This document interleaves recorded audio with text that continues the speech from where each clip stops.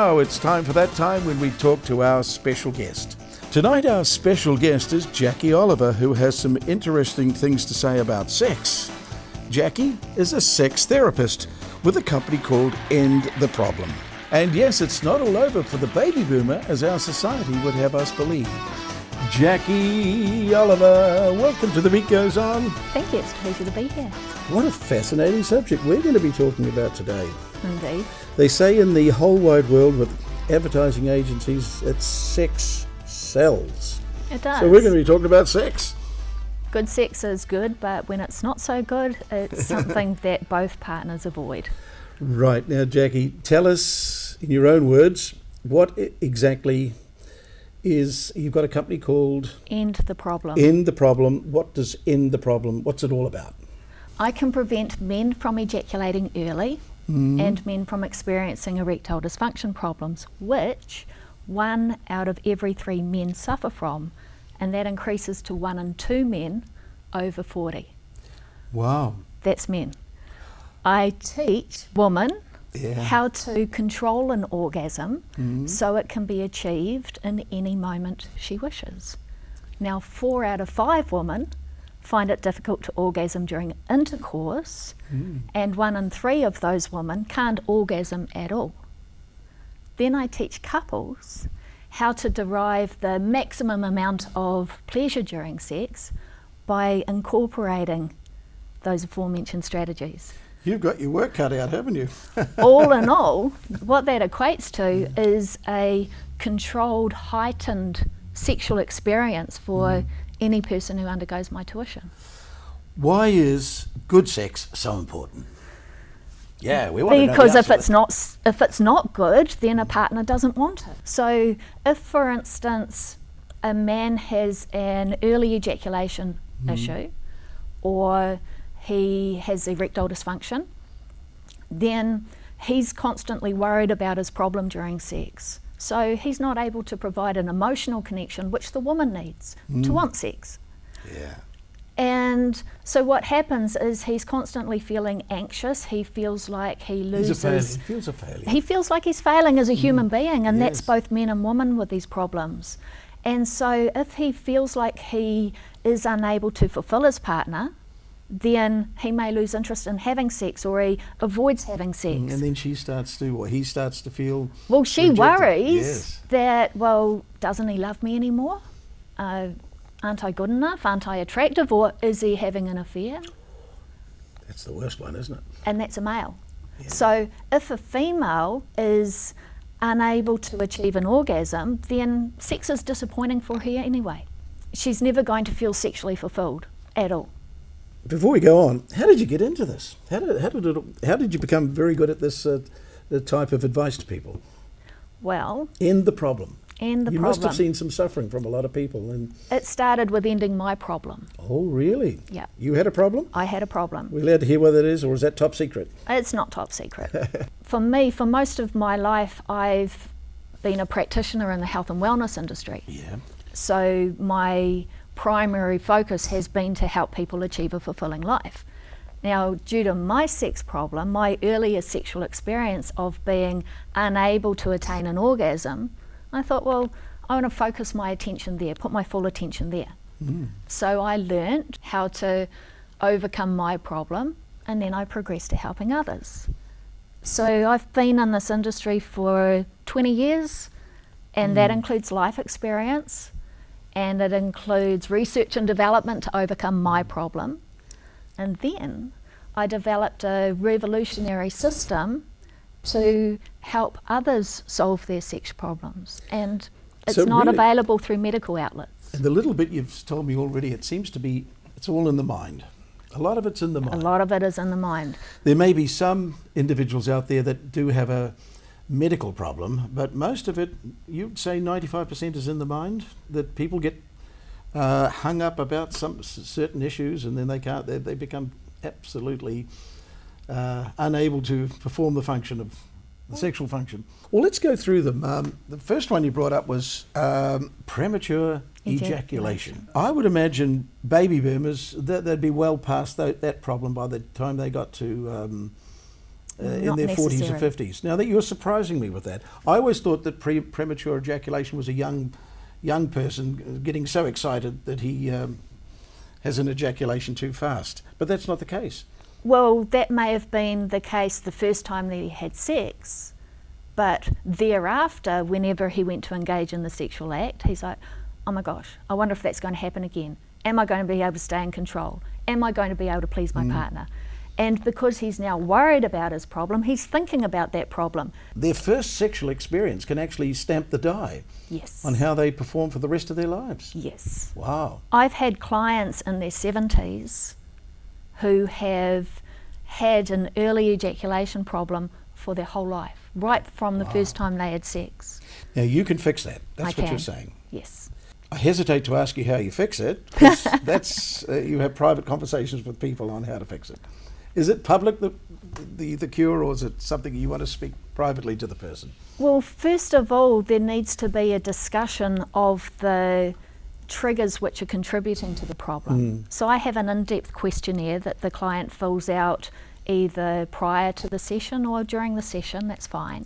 So if there is a miscommunication or a misunderstanding or a loss of peripheral awareness, then the person involved becomes confused as to which action they should be concentrating on. So then the mind wanders away and they move away from that initial action. And this is where the performance anxiety comes in. It's like, oh, they don't have a sequence to follow. Now let's get back to the Big E, which they've made millions of dollars selling Viagra and so many of these pills all around the world. Erectile dysfunction. Yeah. So how did that start with a young man, if there's a pattern that's formed right from the beginning? So if a young man has erectile dysfunction, I do treat some men as young as their 20s with this problem. It's often a random thought which occurs.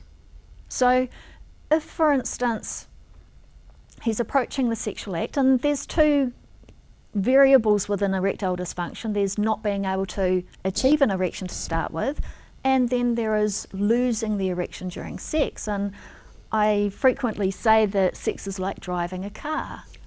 Right? If you get a flat tire, you need to be able to pump it up at a moment's notice, Yes, you so do. your partner doesn't get bored waiting for the journey to continue. Or change the tyre.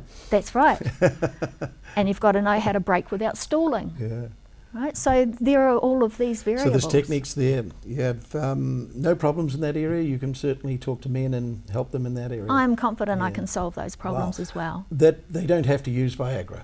Doctors prescribe drugs, whereas I provide and answer a complete strategy to end the problem.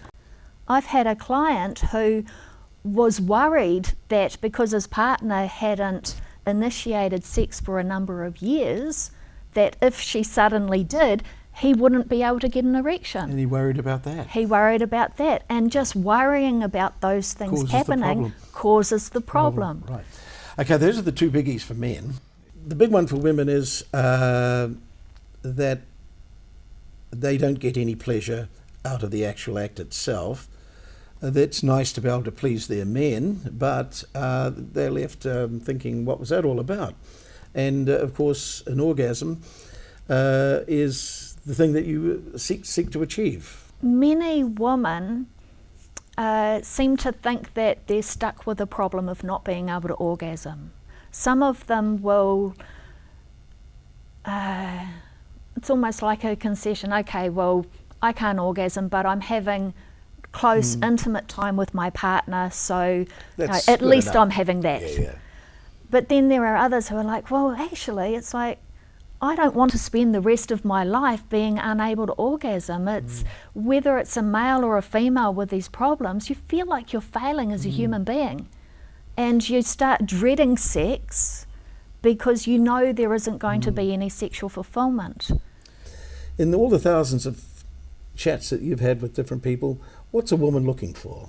What's her biggest, as well as the orgasm? There is probably more, isn't there? A woman The intimacy, requires emotional connection. I say most women require emotional connection for their sexual switches to turn on in the first place. Okay, so once they feel that there's an emotional connection there, the switches start coming on. They start coming on. So foreplay for a woman begins well outside the bedroom. Starts at breakfast. Starts at breakfast. Okay, so there is that factor. If you think of it this way, a man without sex is like a fish without water. Yeah. Right? Now, whereas women get to a point where they experience menopause, their hormones go all over the place, and they can experience that inner vaginal dryness, which makes sex uncomfortable. There are all these reasons why she can be put off having sex. But a man still requires sex like a fish requires water. He doesn't go through a male version of men on pause. He doesn't have that. He keeps wanting sex. So if his partner loses interest and doesn't fulfill the sexual side of their relationship, what he does do is he withdraws emotionally from the relationship.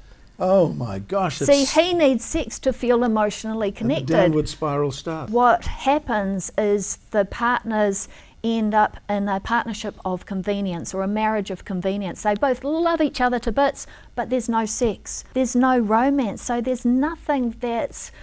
How big is that problem? Is that a big one? No sex at all? They're just companions? A lot of my clients are facing that problem, and it's a massive problem for them because they can't feel fulfilled as a human being with the male needing that sexual fulfillment.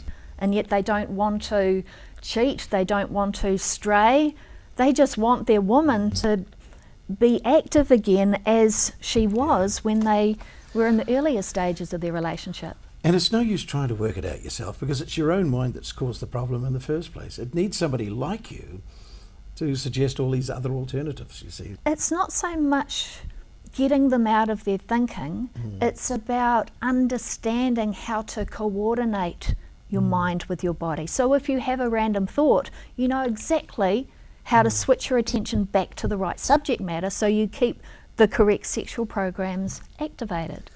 Now, dare we ask, are you having a wonderful sex life with all your knowledge? I am. You are. So it does work.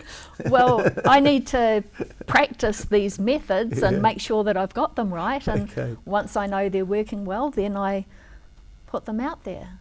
Now, Jacqui, generally, somebody comes in with a book or a record, we give it away. But is there any chance we could give away a session with End the Problem with you, a free session we could give away to one of our baby boomers could win it? Just one. We could do that. And we promise that we won't announce the next week who won the competition. That sounds like a good plan too. We'll keep that very quiet. So if one of our baby boomers would like to email Jared at The Beat Goes On, and we'll talk about it in a moment. The name of your company is End the Problem. So if they could, in the subject line, just write End the Problem, they'll win a session with you. But of course, we'll never, ever announce that they've won that. We'll just we'll let them know privately that they've won this particular session. That would be the best way.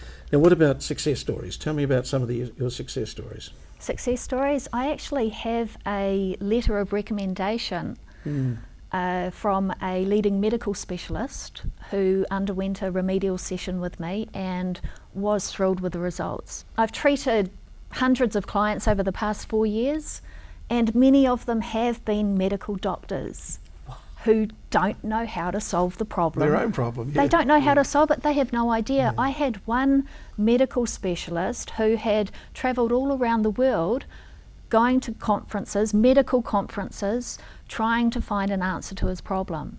And he said they have no idea. They have no idea how to solve the problem without just giving a drug. He said on his testimonial, it's on my website, he said that now when I feel myself losing the erection, I can immediately get it back.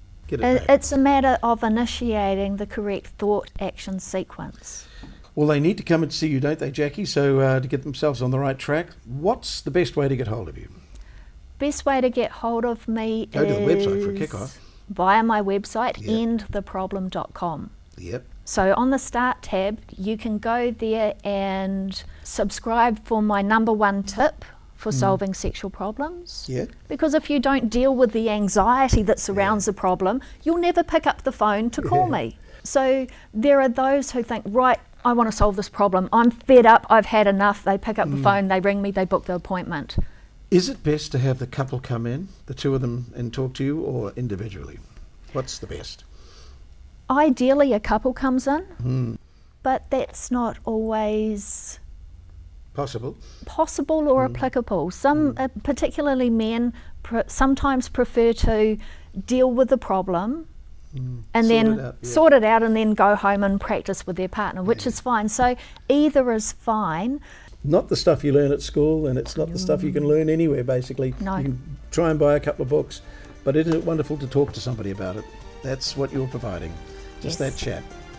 Jacqui, I think we should have you back on the program. I think that's a grand idea. Great information. So we'll see you next time. Thank you.